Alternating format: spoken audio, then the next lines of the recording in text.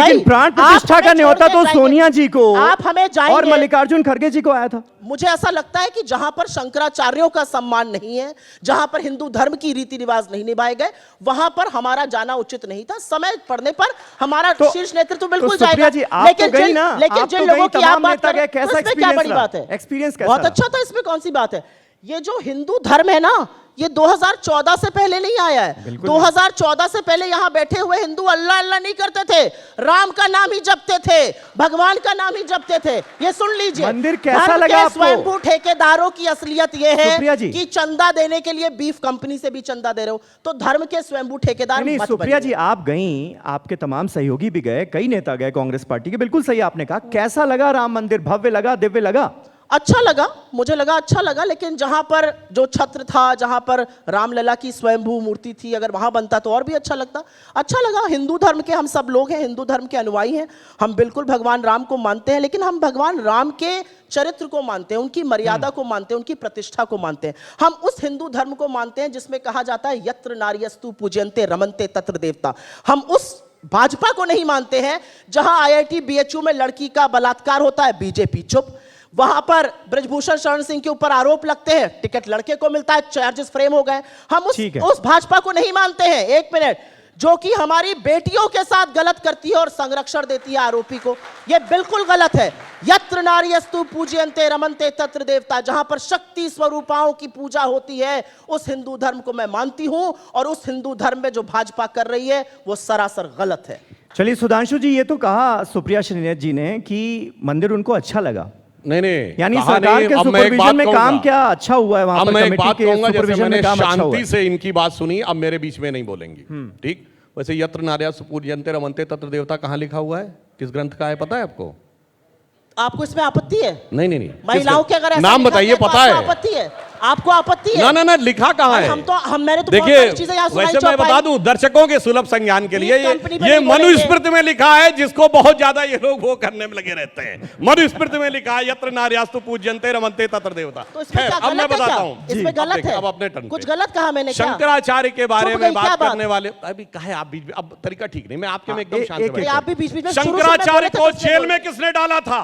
दीपावली के दिन जिस समय वो सांध्य पूजा कर रहे थे, शंकराचार्य को जेल में डालने वाले आज आकर कहते हैं शंकराचार्य जी के बारे में बात करने का प्रयास करते हैं।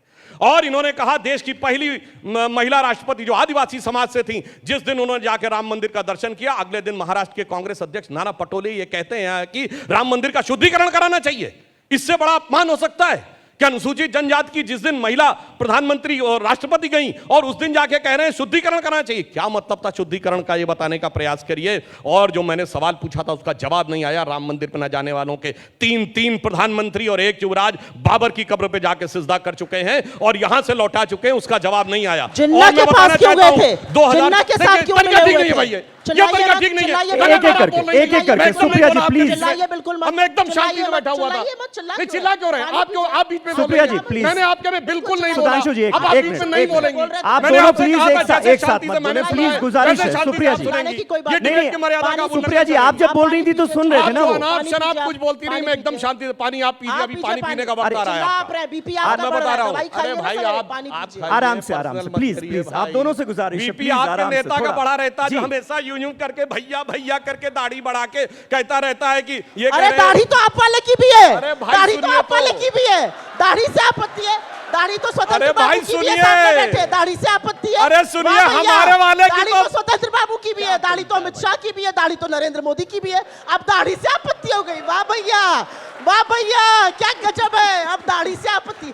हम समझ रहे हैं आपके मन में, दिल में है जो दर्द, वो मैं समझ रही हूँ। अरे भैया, हमारे वालों की तो 20-20 साल से दाढ़ी का जलवा देख के दाढ़ी बनाए तब बहुत जलवा ना मिला।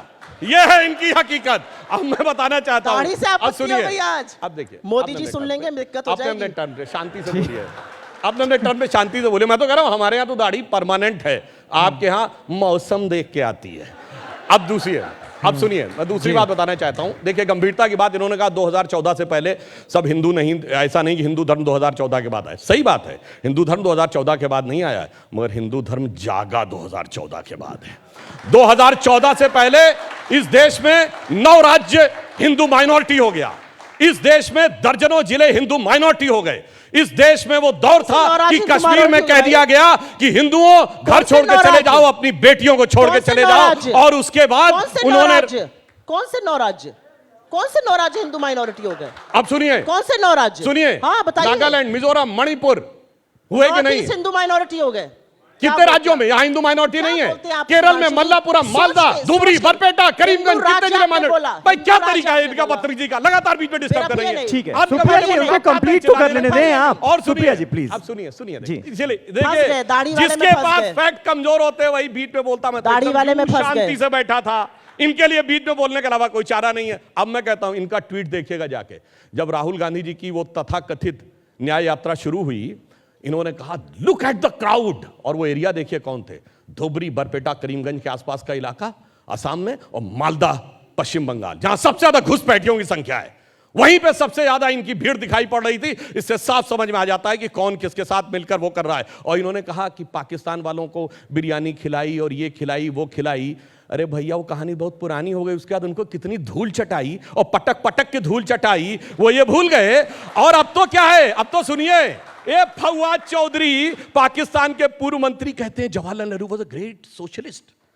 राहुल साहब, और वो क्या वर्ड बोल रहा है, पाकिस्तान का पूर्व मंत्री, वो कह रहा है बीजेपी जानी चाहिए, मोदी हटना चाहिए, उसके बाद जो मर्जी हो कर लेना। क्यों नहीं कांग्रेस ने बोला कि mister Fawad Chaudhry mind your business, आप कौन होते हैं हमारे में बोलने वाले? ये पाकिस्तान वाले मिठाई तो इनको खिला